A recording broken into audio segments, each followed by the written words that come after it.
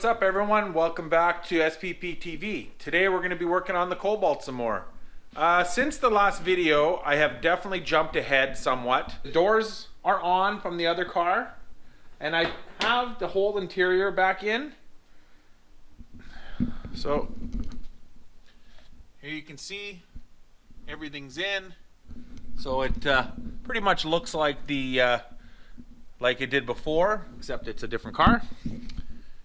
That's kind of dark probably, but yeah, we got everything in, all hooked up, and I got the fenders on, but they're kind of just laying on there. So what we're going to be doing in this video is we're going to be getting the engine out of the other car. I have to switch over the ABS motor because it's not the same from this car to the Turbo SS car. So that's what I'm going to do right now, is start taking that out. Alright guys, so we got the door open because it's nice outside. It's going to be time for a startup of the S10. The streets are still kind of wet and there's still snow everywhere, but it's melting pretty fast, so pretty soon we'll get that thing running. Kind of excited to get it going. Actually, I have some parts for it. I'll take you inside and show you those in a bit. So here's the car, the engine, I guess, and you can see I actually ended up putting the doors from the other car on and the seats, and we got it full of most of the parts that are inside it from the other car. I think what I'm also going to do today is I'm going to pull the steering wheel off because I want to get that clock spring out, because sometimes they go bad, and I know the car, the ABS light was on. No, the SRS light was on, I should say, for the airbag, and I'm not exactly sure why. And for the safety inspection, it needs to work. So let me turn this music off. Okay, so it has to work for the inspection, so I need to make sure that it works. So it could be something with the clock spring, so I'm going to pull it out of there just so I have a spare one. Okay, so let's take a look at what we ordered and came in. So this will be obviously for a different video because it's about the S10. So what I ended up doing is, since I put the engine in there, it's had a tick, lifter tick, and it sounds like it's only one lifter, and kind of when it gets warm it goes away.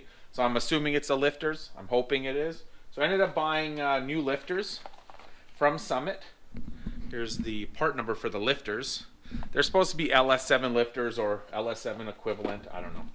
I also got the, it's part of the kit. It came with the lifter trays, all that stuff. Then I also got head gaskets.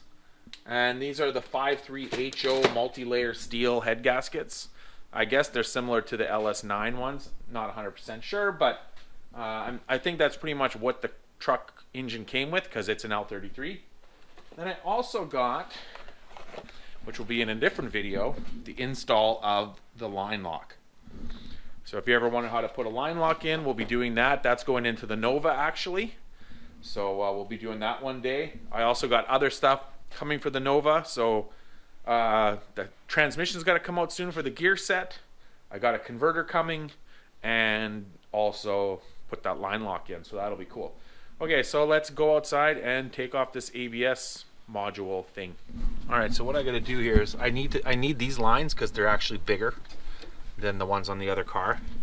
So I have to unhook a few of these lines, and there's a few bolts down here. These two here, it actually says right on it, right rear, left rear, and then I guess it says which ones are the front also. So we just got to take those off.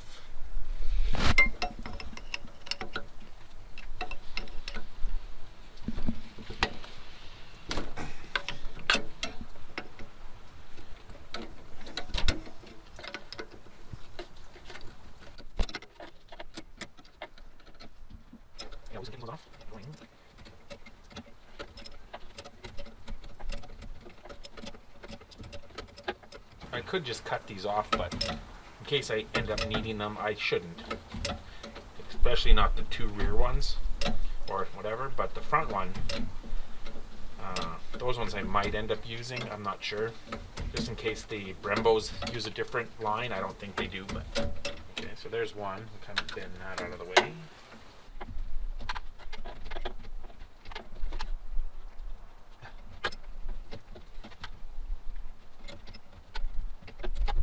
Alright, so I got all 4 lines off. Now these 2 go to the master, so I can leave those on.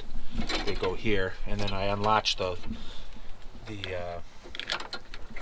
lines from these little holder brackets. So now there's a couple bolts under here. I'll take those out and pull it out. Should pretty much just, one bolt is still in a little bit.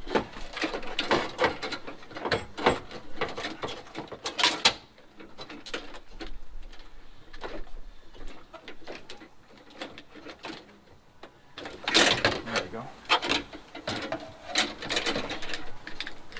And there it is. Here's the turbo one. As you can see, it even says turbo right on it. And here is the non-turbo one. So if you take a look at them, you can see these lines are huge compared to these. And the pump itself is actually way bigger. So I guess that's because of the performance brakes on that one, which I didn't anticipate having to change, but no big deal. And the master cylinder and booster is also different too. The booster was bigger. So yeah, now we'll get this put in this car, and that's one more thing done. I ended up painting the bracket because it was a little rusty. I was going to take it off and sandblast it, but it's got these rubber things holding it, and so I just gave it a quick coat of paint so that it looks better. And I ended up taking the transmission mount off because it's different, and cleaned up the frame a little bit where that goes. So while we're waiting for that to dry, let's go see if we can get the steering wheel off.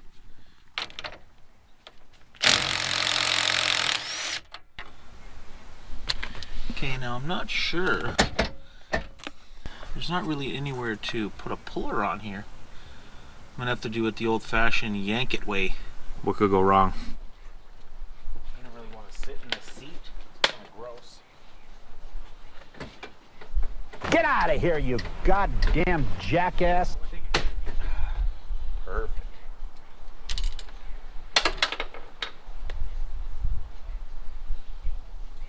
Looks like there's some Phillips screws that hold this whole assembly on. So we'll get a Phillips and we'll take those off. 100% sure how to tell if it's good.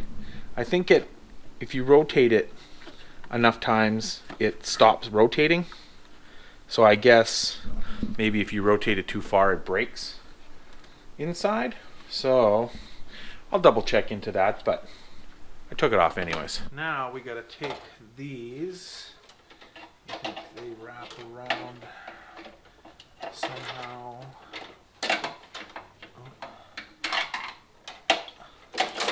Like this. And then there's one that, oh, I think that's pretty good actually, to how it goes.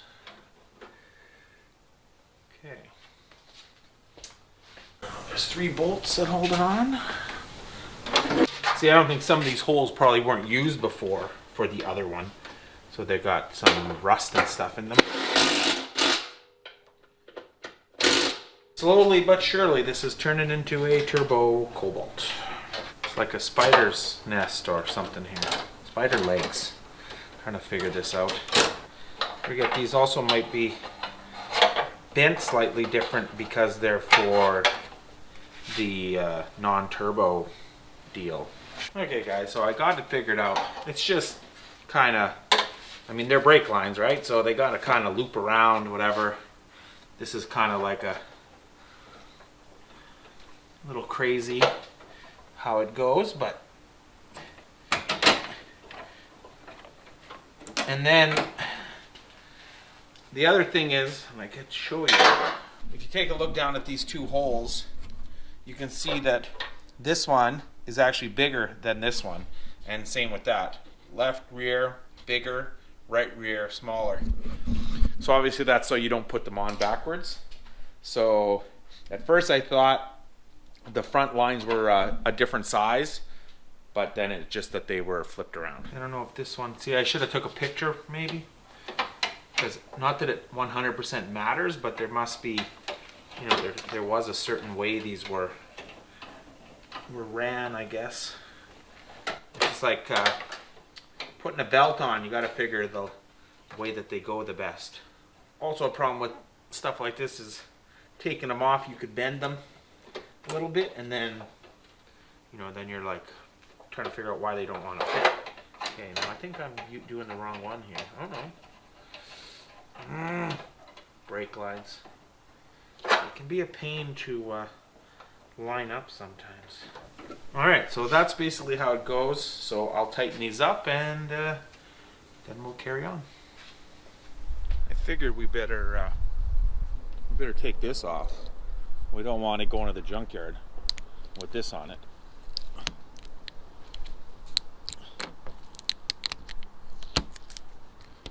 Now it's a PP. Whew, stickers are good. They're on there good. There we go. All right, guys. Well, I ended up screwing around. I was looking for this Turbo 350 4L60 style yoke for Riley's car because we'll go over to Clayton's tonight to do some stuff on that car, which you'll see in a different video. So I'm going to end it for today. I'll catch you guys tomorrow. We'll get back to work on the Cobalt.